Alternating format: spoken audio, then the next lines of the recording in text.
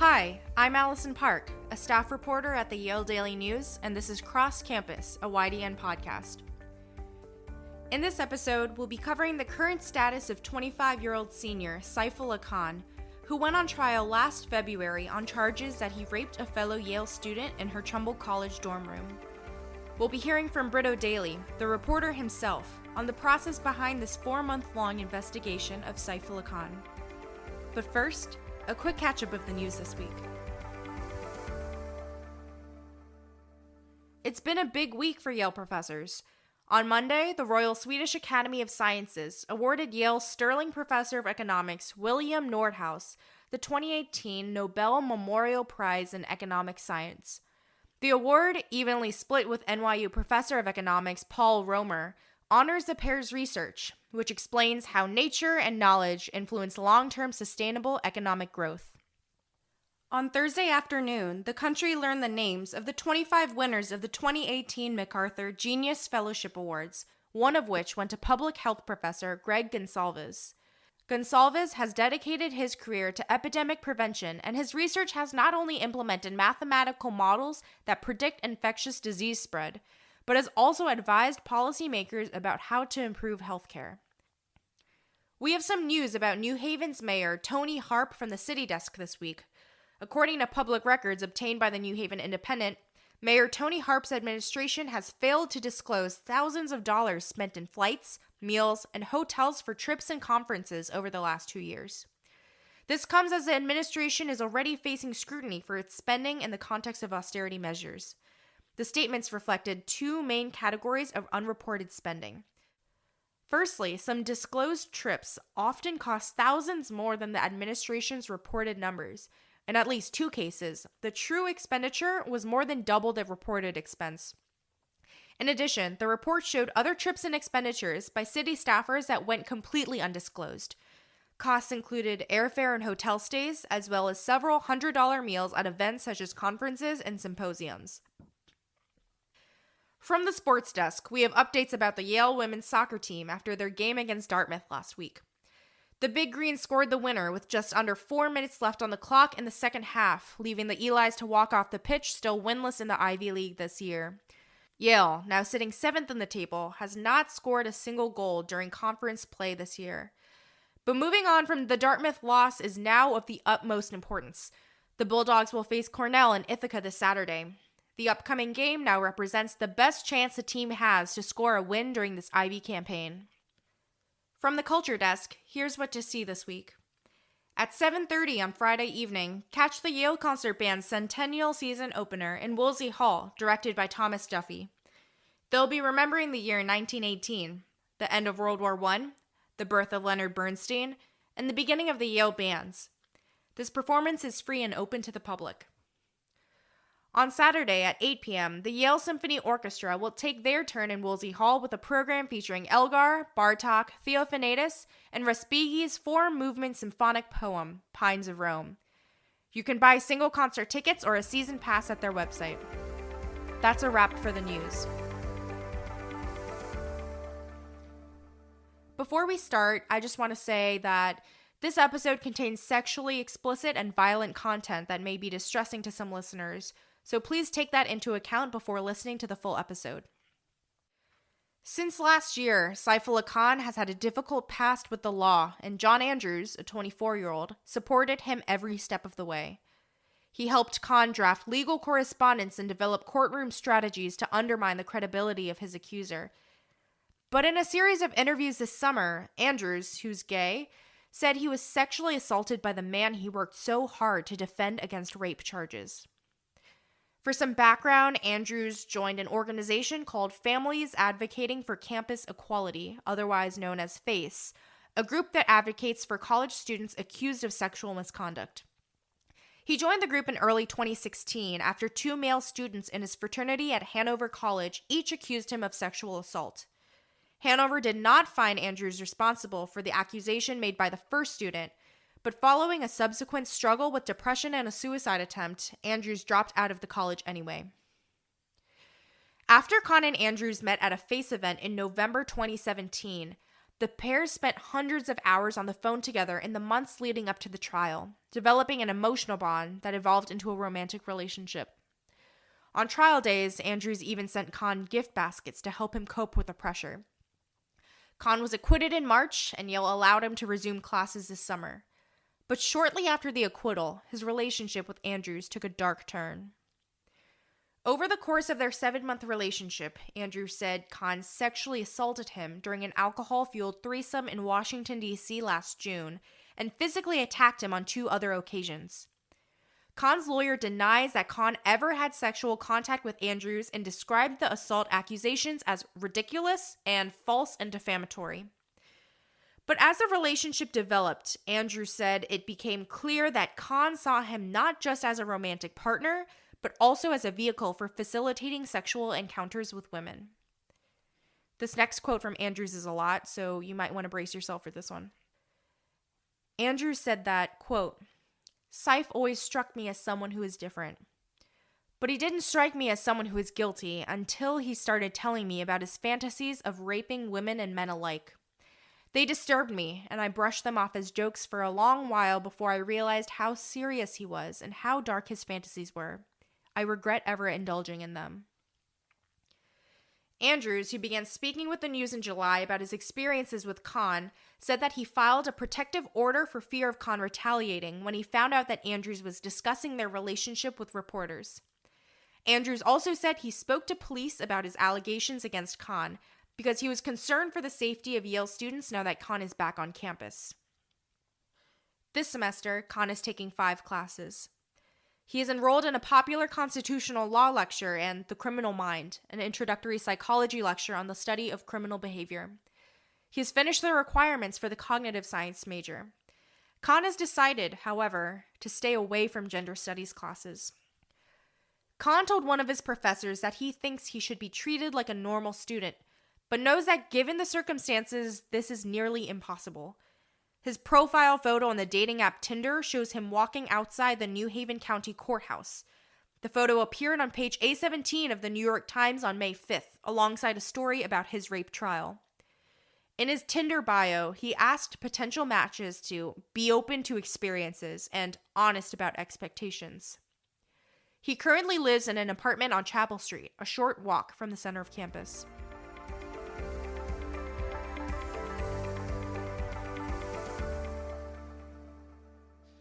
Hi, Britt. Thanks for coming into the studio to chat today. It's a pleasure. So, how did you go about reporting this story? Yeah, so pretty much over the summer, Jon Andrews reached out to us versus the other way around, since nobody really knew that this guy existed. It began, obviously, after they broke things off in June, and then in the weeks after that, right, we began to have conversations with him on the record, or rather I did, over the summer, and it was basically, I think at the beginning it was more just some off the record tips about, these are things that you should look into, these are concerning things, and then but gradually, as kind of he was pushed out of the group, Families Advocating for Campus Equality, as he, I think, grew more concerned about his own run-ins with Saif Khan and came to regard some of his encounters as assaults, or in one case a sexual assault. He also, I think, grew concerned to go loose, which I think pushed him to go on the record. And, he also tried to speak with the university-wide committee on sexual misconduct for Yale, but they turned him away because his case wasn't underneath their jurisdiction, because the alleged assault didn't happen at a Yale event, and he's not a Yale student, Jon Andrews, that is. So, he went with the Yale Daily News, and in addition to the police, of course, who we also reported to. So also, to contextualize the situation in regards to Yale, can you summarize a first article about Khan from last year and help us connect the dots from that allegation to this one? Yeah, of course. So the allegation, it begins at this society that has connections to Yale and New Haven since 1997 called Shabtai. And so it's this Jewish secret society. They had like a Hollow Wings party. And so Saif Khan was a member of the society. He was hanging out there. He sees this girl who turns out to be the Jane Doe, who becomes like the alleged victim, or rather the accuser. And they drink a bit. She drinks a bit too much, according to the affidavit. They make their way to the annual Woolsey Hall YSO, like Yale Symphony Orchestra concert, to this big Halloween tradition at Yale. But Jane Doe is drunk. You know, she's wobbling, she says, like, and some of her friends say, and she vomits at the concert apparently. And then Saifullah Khan walks her back to her dorm room, and then they have sex in her dorm room in Trumbull after there's some like back and forth about like they kind of go in and out of the dorm room for various reasons, I think, if my memory serves me correctly. And then come morning, there's this big blowout, right, where pretty much she says like, oh my God, like I can't believe that this happened. Like go leave now. And Saifullah Khan is really confused. Then he receives, you know, texts that seem to suggest that something went wrong, where like, you know, his side of the story is that, oh, this is just a regular sexual encounter, whereas, you know, her side of the story is obviously that he forced himself onto her while she was drunk and intoxicated and unable to give consent. So last year we just got this totally offhand tip from a student at the Yale Daily News who was working in the New Haven courthouse, and you know, there was pretty much the way it was going to happen originally was that the original trial, you know, like the rape trial for Saifullah Khan, was going to happen without anybody batting an eye. So this Yale student, she was working in the courthouse, some random, you know, person who was posted there said like, oh, you should check out this trial. It's like this really intense like sexual assault charges against a Yale student. And so I kind of asked around, figured out like, okay, there's this guy Saifullah Khan, he's going on trial. That's interesting. And then, you know, it was I tried to learn more and more about him, but I know the seminal moment was just getting our hands on the affidavit in the case from the courthouse, and that which kind of pretty much laid out exactly what the allegation was. And we had the whole timeline there, and that was back in November when we published that first story. Some people posted on Facebook about their own the kind of, you know, concerning experiences, nothing that was like criminal per se, but their own concerning experiences with Saifullah Khan while he was at Yale. And then from then on out, I think it was really just waiting for the trial to happen. Then, of course, he was found not guilty on all counts of like first, second, third, and fourth degree sexual assault, all connected to this one allegation of rape. And then over the summer, right, we did some reporting about how, you know, Yale had lifted his emergency suspension from enrolling in classes, which they placed on him the second he was arrested, or not the second he was arrested, but pretty much right after he was arrested in November 2015. And from then on out, it was really just reporting this story after we got into contact with Jon Andrews. So I know you can't talk about your confidential off-the-record conversations with Andrews, but from a general reporting perspective, how does one build up the trust to talk about such a sensitive topic?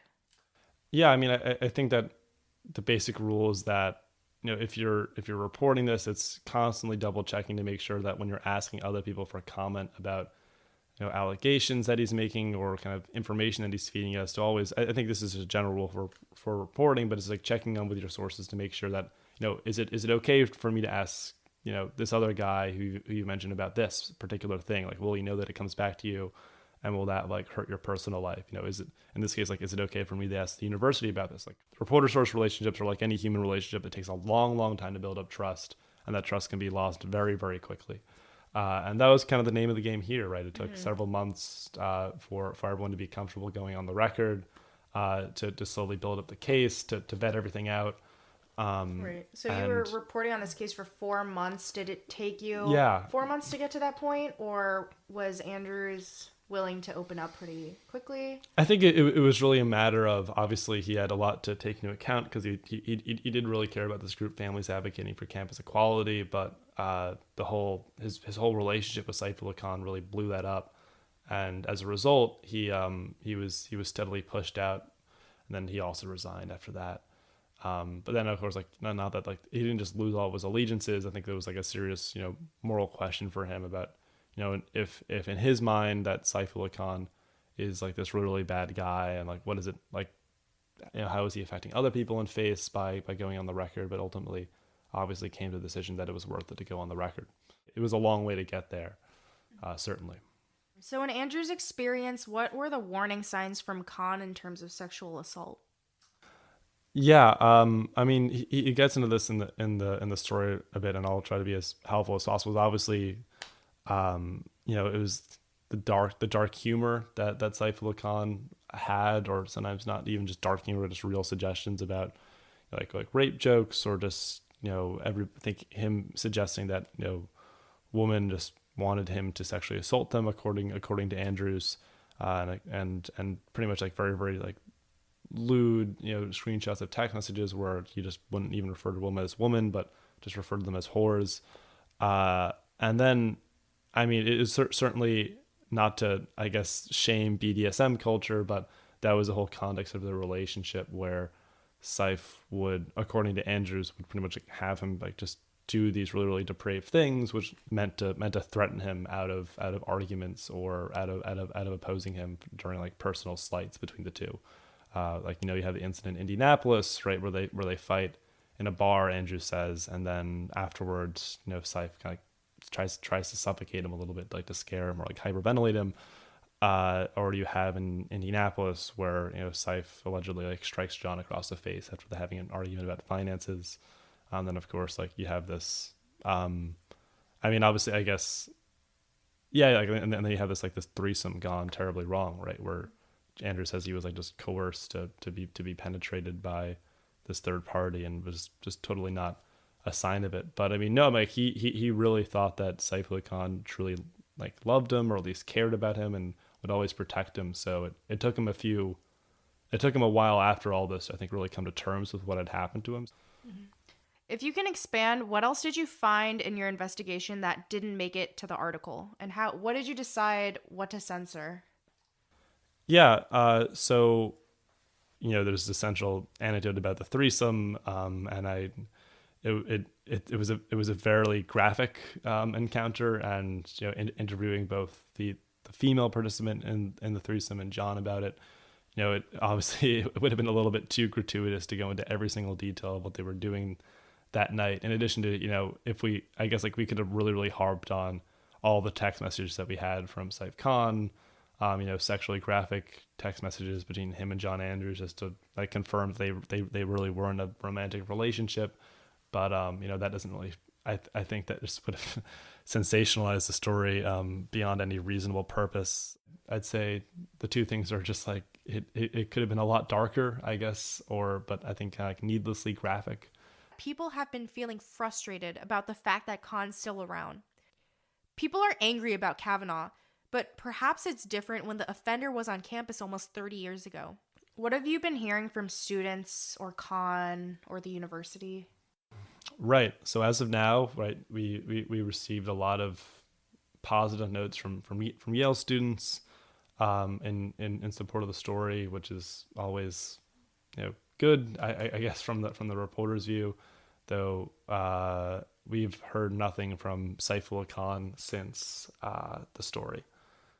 And we've heard nothing from the university either, though we are trying to ask around through our own reporters, trying to ask, President Peter Salovey, Dean of Yale Marvin Chun, if they're going to do anything about this, if they can do anything specific at all. Because, I mean, certainly, right, with the current temperature on campus, where you have like a monument to sexual assault survivors on cross campus at the women's table, which is more in response to Kavanaugh, but then ended up coinciding with the story. Then you see people in like the group that put it up posting also about the story about Saifullah Khan.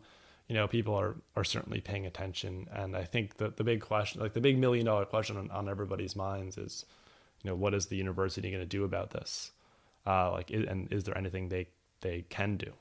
What do you think is the best thing that the Yale administration should do?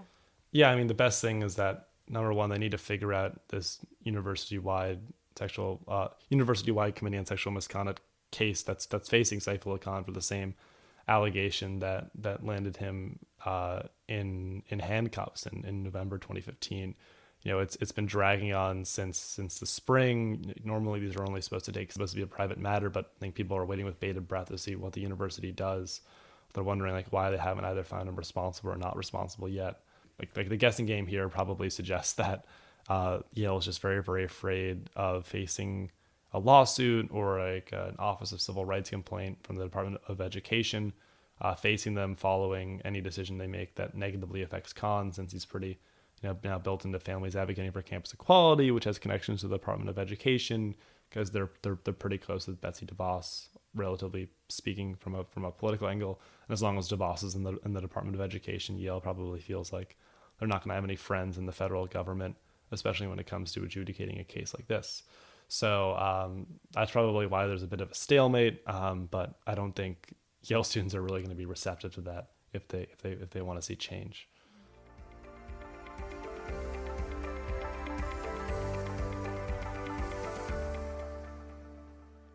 Before we close this episode, I just wanted to acknowledge that this topic is emotionally draining and triggering for many people.